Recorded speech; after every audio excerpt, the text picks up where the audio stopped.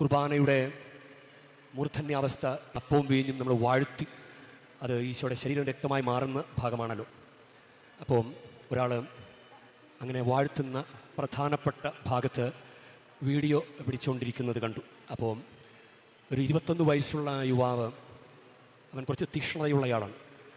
അവൻ അയാളെ വിലക്കി. ഒരാളുടെ ശരീരം ഇവിടെ മുറിക്കപ്പെടുകയല്ലേ, ഈശോയുടെ ശരീരം മുറിക്കപ്പെടുന്ന ഈ സമയത്ത് നമുക്ക് വീഡിയോ പിടുത്തവും അശ്രദ്ധയും. പ്രിയ ദൈവ പൈതലെ, നമ്മൾ എത്രമാത്രം ഈ പരിശുദ്ധ കുർബാനയിലേക്ക് ശ്രദ്ധ കൊടുക്കുന്നുവോ, ദൈവപിതാവ് ഈശോയെ അയച്ച പ്രവൃത്തിക്ക് പ്രാധാന്യം കൊടുക്കുന്നുവോ, ഈശോയുടെ ഈ കുരിശു മരണത്തെ നമ്മൾ പരിശുദ്ധ ബലിയർപ്പണത്തിലൂടെ ഇതെൻ്റെ ഓർമ്മയ്ക്കായി ചെയ്യുമെന്ന് പറഞ്ഞത് വളരെ ശ്രദ്ധയോടുകൂടെ നമ്മൾ അനുസ്മരിക്കുമ്പോൾ നമുക്ക് അനുഗ്രഹം ഉറപ്പാണ്.